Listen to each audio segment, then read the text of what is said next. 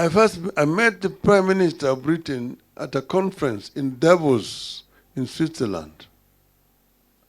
And we had a side meeting, and I mentioned to him the problem that I have and that I want to go and discuss so that he can go and first prepare himself with his people. So from there, I came back here, and then I now went to London. And we had a conversation. And I explained to him the historical injustices.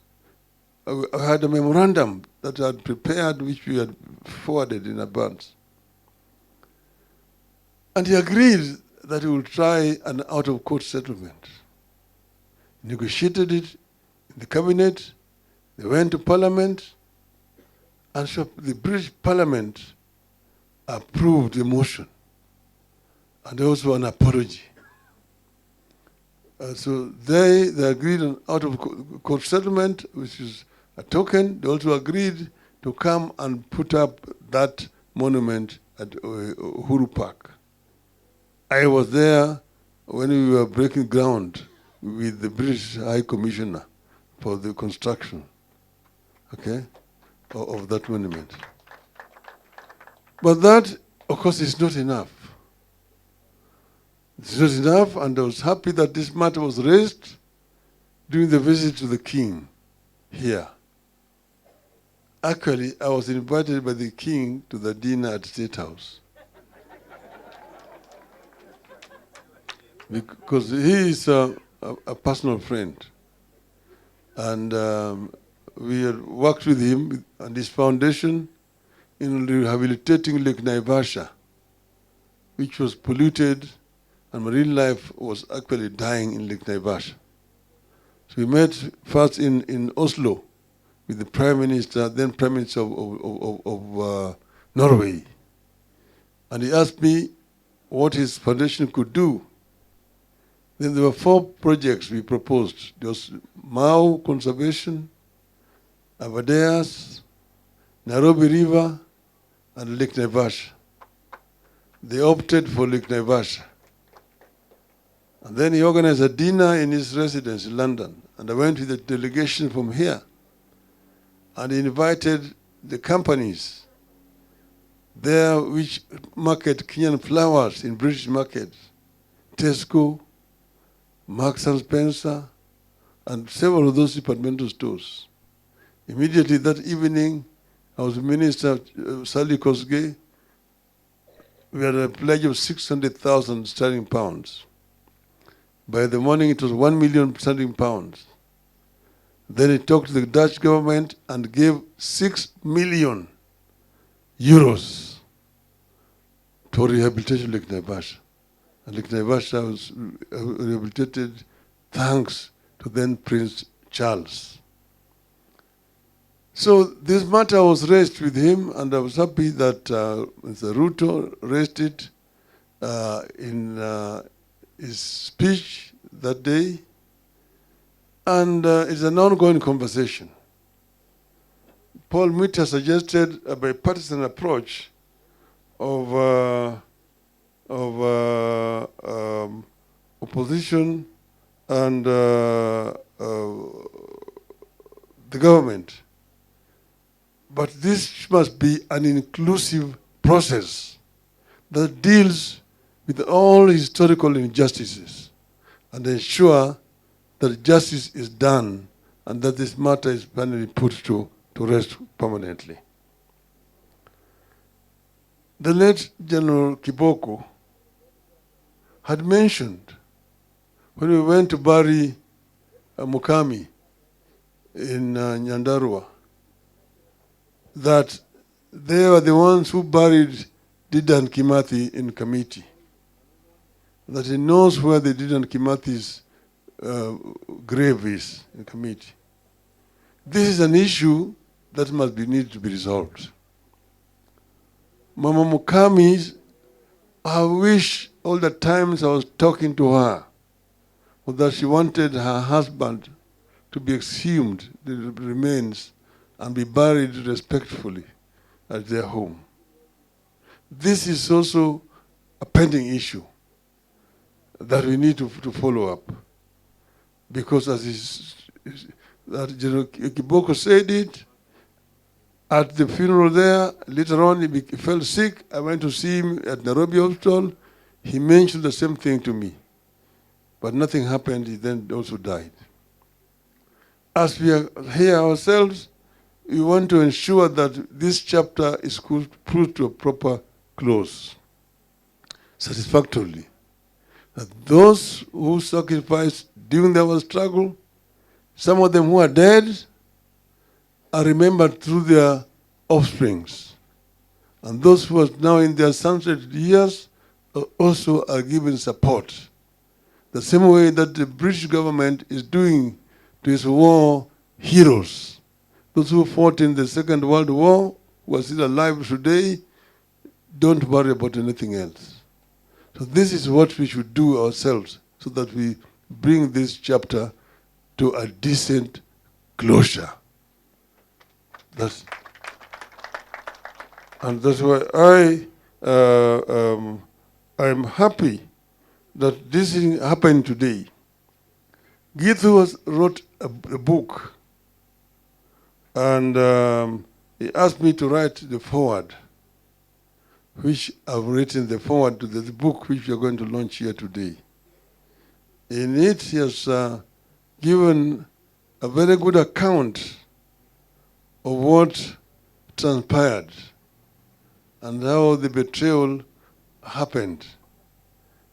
The wrongs which were done need and must be corrected. And I'm ready to work with you people to ensure that this is done. Mzee wetu Shujaa Gitu wa Kaengeri,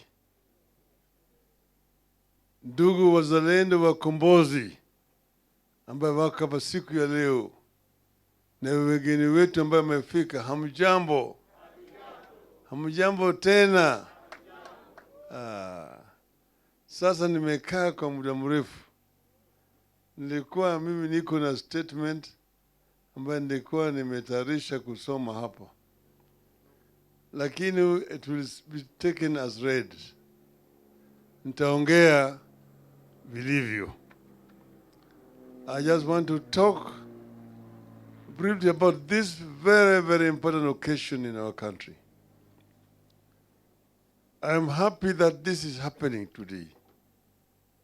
And therefore, I want to first begin by thanking the Kenya Human Rights Commission for the good work that they are doing, what they have done, so that we are here today. Sasa, ningependa kwa ufupi kwanza tuseme kwa nini yale yalifanyika, ambayo yalifanyika. What happened? Mnajua kwanza wabeberu walikaa kule Ulaya pale inaitwa Berlin Conference to partition Africa. There was no African who was represented at that meeting. Walikaa tu wao wenyewe wakachora. Wewe Mwingereza utachukua hapa, Mfaransa utachukua hapa, Belgiji utachukua hapa, Mreno hapa, namna hiyo. African was partitioned in Berlin in 1884. Then after, therefore, then they came now to take possession. Waingereza wakaja upande hii ya East Africa. They did not come to develop Kenya. They came to colonize and to exploit. So what they did, the first thing they started by building a railway line. Hii railway iliitwa Kenya-Uganda Railway. Ilijenga kutoka Mombasa ikafika Kisumu. Kwa sababu gani? Ilipofika Kisumu ilikuwa tayari imeshafika Uganda. Kisumu was the capital of Eastern province of Uganda. Uganda ilikuwa inakuja mpaka Nakuru. Mpaka hiyo. This was called the East African Territory, and they was just for them here to come and do hunting, for elephant tusks na kadhalika. It was 1904 that they formalized the colony. Sasa kukawa na gavana ambaye anaitwa Sir Charles Eliot. Then mbeberu mmoja alikuja katoka huko Ulaya, alikuwa anaitwa Hugh Cholmondeley. Baadaye akaitwa bwana Lord Delamere. He came on a horseback through Somalia, akapita pale mlima Kenya, akaona mlima Kenya, baada akaingia pale Laikipia, akiteremka, akaenda pale inaitwa Thompson Falls, Nyahururu, akaingia bonde la Ufa, akapita pale Nakuru, Njoro, Molo, mpaka kule Eldoret, akaenda mpaka mlima Elgon. Akaona nchi ambayo ni mzuri sana, ina rotuba mingi sana. Akarudi hapo kwa mkutano na bwana governor. Sasa mkutano hiyo na governor akamwambia ati nyinyi mmejenga reli. You built a railway line all the way from Mombasa to Kisumu. It was called in the House of Commons the Lunatic Express. A railway line from nowhere to nowhere. What you carry, nobody knows. So kasema, hii gari itakuwa natoka Mombasa, imebeba shehena mpaka kule Kisumu, mpaka Uganda, lakini kirudi tuko narudi tupu. Manake kulikuwa hakuna mali na beba. Lakini mkianza kufanya farming, ukulima katika hii nchi hii ambayo kuna rotuba mingi namna hii, hiyo reli inaweza kufanya kazi. Mimi niko tayari kwenda Ulaya kuleta wakulima. Waje hapa wakulima. Garantini ya kwamba kila mmoja nimeleta atapewa ekari 10,000 bure. Pili, atapewa wale watu wa kufanya kazi kwa shamba yake hiyo vile bure. Gavana akakubali. Wakaandika mkataba na Delamere, aende letima wakulima. Akaenda Ulaya. Alipoenda kule Ulaya, akaaddress town hall meetings. London, Manchester, Birmingham, Liverpool. Anaambia watu kule Africa, we have got a land that is flowing with milk and honey. Canaan. Na kila mmoja ambaye atakuja atapewa ekari 10,000 bure na wafanyikazi kufanya kazi kwa shamba yake. Lakini wakati hiyo story ya Afrika kule Ulaya ilikuwa mbaya sana. Watu walikuwa wanaogopa Afrika. Afrika atiko kule kuna mbu, kuna malaria, kuna bilharzia, kuna nyoka na wild natives. Kwa hivyo watu wengi walikuwa hawana haja. Wachache walikubali. Alipokuja hapa akafadhaika, akaambiwa angalie huko kusini Afrika. Akachukua meli hapo Mombasa. Akateremka mpaka Durban. Akakule vile akafanya mikutano. Durban, East London, Port Elizabeth, Cape Town, Kimberley, Johannesburg. Kule akapata wazungu ambao walikuwa mshaishi bara ya Afrika vizazi ya 4 ya 5. Wale ambao hawaogopi Afrika. Na wao wenyewe walikuwa wanafanya kazi kama shamba ya wazungu wenzao. So this prospect of coming and getting their own farms was very appealing because there were people who were working in the farms of their own people. Wakaja kutoka kule Afrika Kusini. Ni sababu wale wengi ambao walikuwa hapa kwa nini wakulima walikuwa ni makaburu kutoka kule Afrika Kusini. Wengi wao walikuwa ni ngumbaru. Walikuwa hata wajui kuandika. Walikuwa naweka kidole. Lakini hao ndio walikuwa ruthless kabisa na Afrika. Wakapewa mashamba sasa, wakakata hiyo kutoka mlima Kenya kule mpaka hiyo pande hii ya katikati hapa hii na Meru na Embu hapa kuingia bonde la Ufa mpaka kule pande ya Kitale.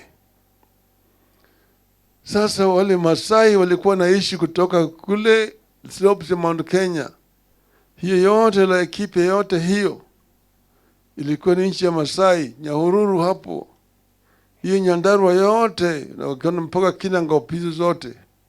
Walikuwa Masai wakasukumwa kutoka kule wakapeleka chini huko Kajiado na Narok.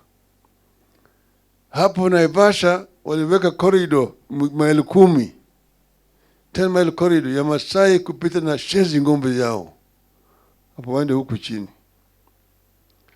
Sasa wakashika hiyo na kuanza kufanya hiyo farming yao.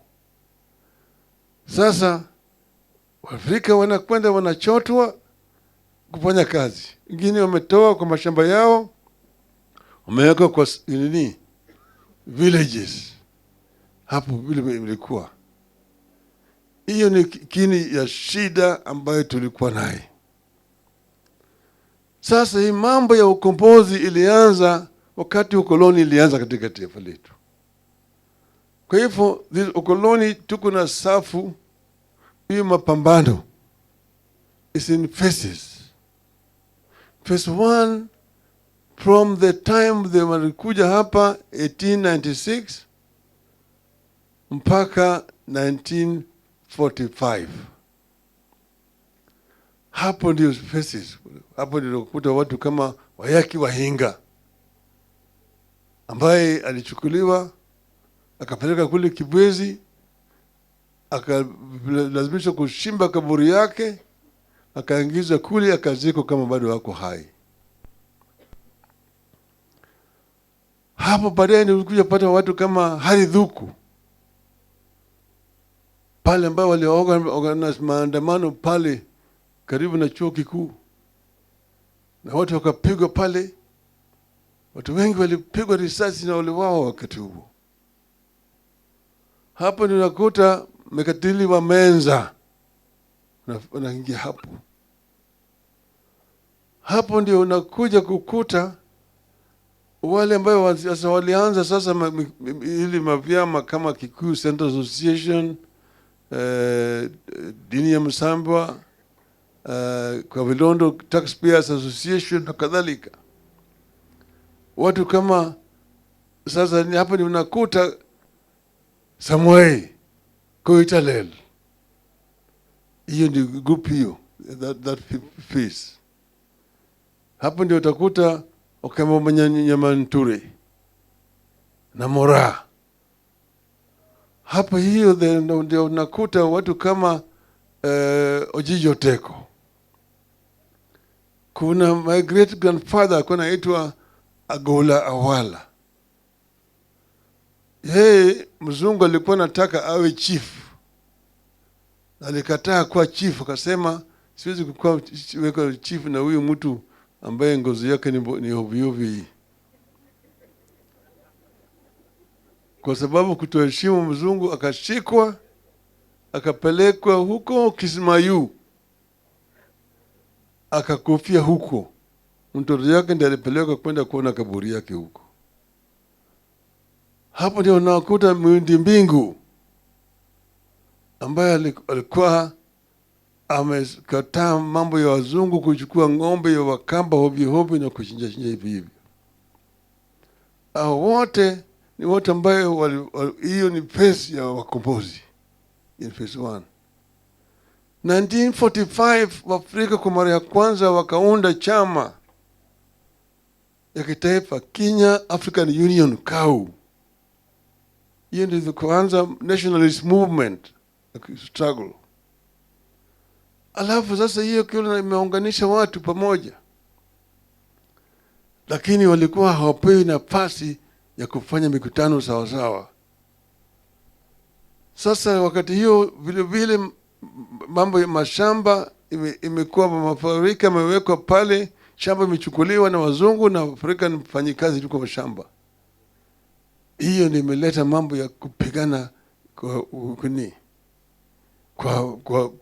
kwa mashamba, chanzo cha Mau. Wakasema mambo sasa imekuwa ni mbaya, kama ni mbaya ni basi. Hapa sasa kao iko hapa sasa, ile mzungu anatangaza hali hatari, state of emergency being declared. Sasa hiyo Mau iko mzituni na wale wanashikwa, wale wa Kapenguria 6 kushtakiwa. Sasa wakati hiyo iko curfew katika miji yote katika taifa letu. Sasa wakati huo Mau wanapelekwa kule, wengine wanashtakiwa, wengine wawekwa kwa detention camps, na makamps ziko hapa na pale, kule Lamu, kule Hola, kule Manyani, kule Lodwar, kule Lokitang, kule ziwa ya Victoria kulikuwa na detention camp Mageta Island. Wakati ya hali ya hatari ilikuwa mbaya zaidi, radio ilikuwa inatangaza kwa Kiswahili ati Wakikuyu, Wameru na Waembu ni watu hatari. Ukiona mmoja akipita namna hii, piga ripoti kwa polisi mara moja. Wakati hiyo vita hiyo iliendelea, mzungu ameleta kikosi ambaye inapigana na Mau. Pale ambao walikuwa napigana ilikuwa mbaya. Mliingia hapa unaona mvua inanyesha hiyo na baridi. Hiyo ndio vile Mau walikuwa na hisi katika huko juu. Kule msituni huko upande ya Nyandarua, huko Abadea, hasa kila mahali. Walipigana. Ikifika mwaka 1955-56 mzungu wanataka kutangaza uhuru hapa. Wakina Michael Blundell waliunda chama inaitwa Kenya Freedom Party was formed, and they wanted to go the route of South Africa to declare independence, au route ya Zimbabwe ya Rhodesia, unilateral declaration of independence. Lakini wakati hiyo nationalism ikaanza hapa vile vile. Watu wa Afrika wameanza wale ambao wako nje kupigana. Ndio wakaleta reform kuna inaitwa the Lytton reform, ambayo imekubali wa Afrika kuchagua wabunge kwa mara ya kwanza 1957. The 8 first elected members of parliament. Sasa iko safu hiyo, walipoenda kwa bunge, wakaenda kwa bunge na kaanza kupigania haki ya Waafrika. Wakati hiyo kukawa na Lari Masaka, watu walipigwa kule Lari wakawawa. Kukawa na Hola Masaka, pale ambaye wafungwa wa Mau walipigwa wakawawa huko. Wakati hiyo we had 14 members of parliament or legislature at that time. Jaramogi alikuwa kiongozi, Mboya alikuwa katibu.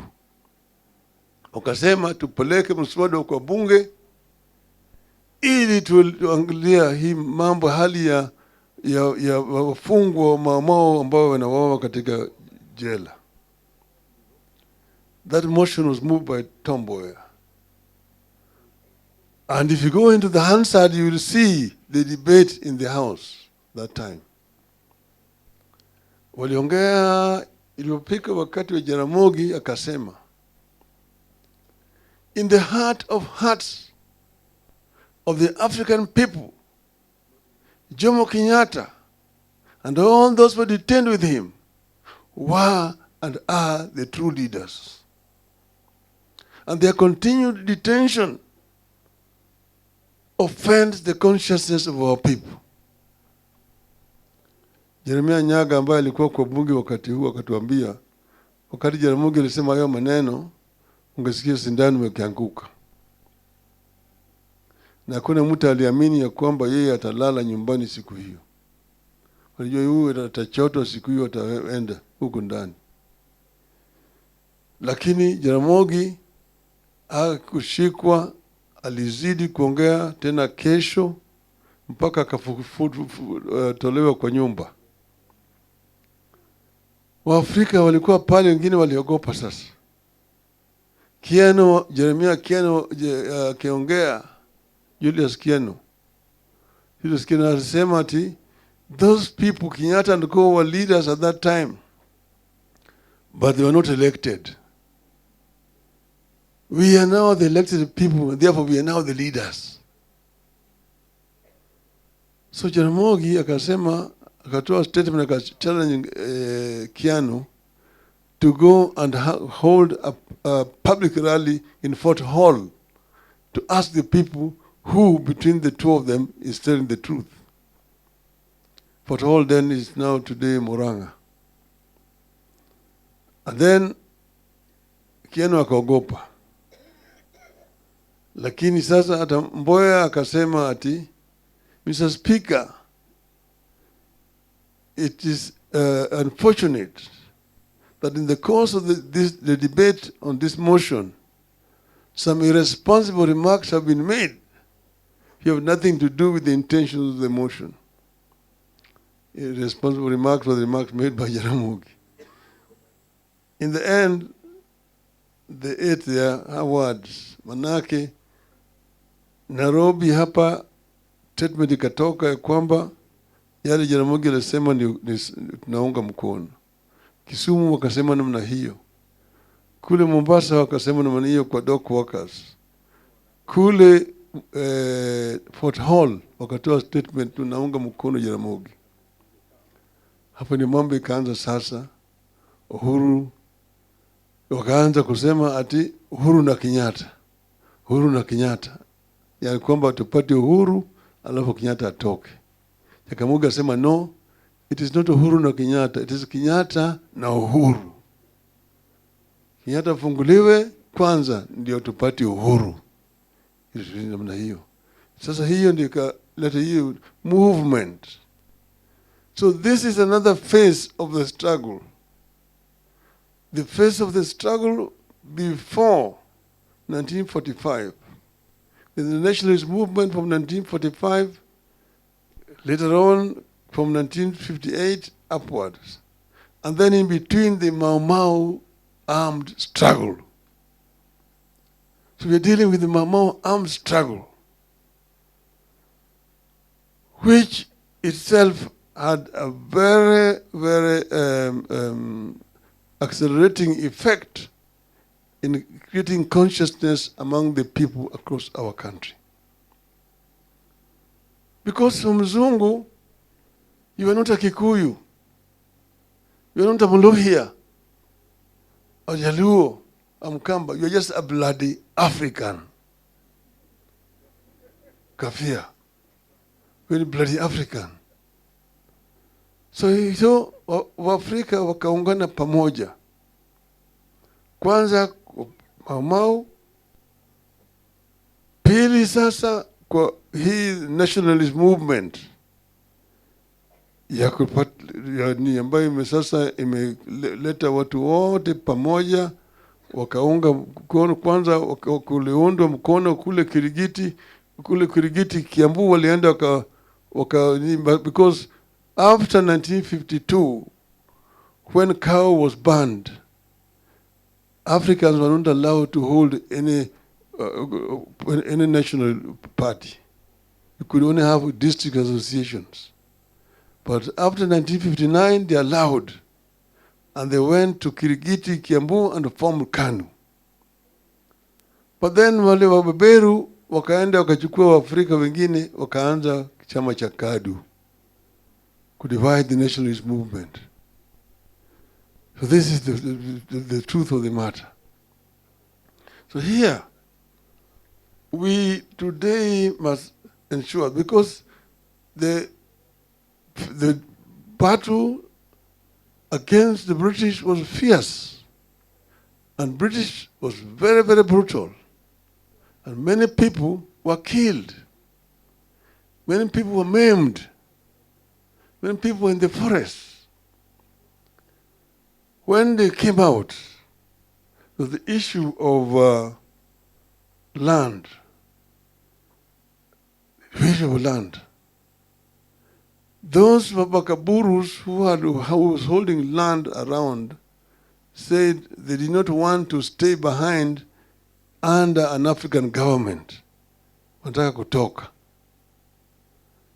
Sasa wakasema serikali ya Uingereza iko tayari kuleta pesa kuazima serikali to loan Kenya government money to buy out the outgoing white farmers.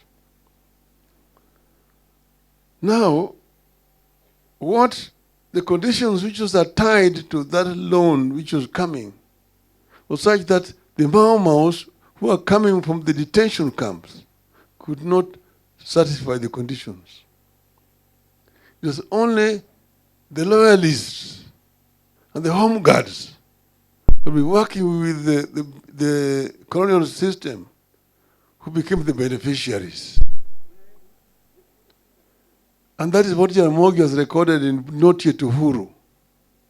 That those who sacrificed for the independence of the country were betrayed. They were completely neglected. They did not get what they were fighting for.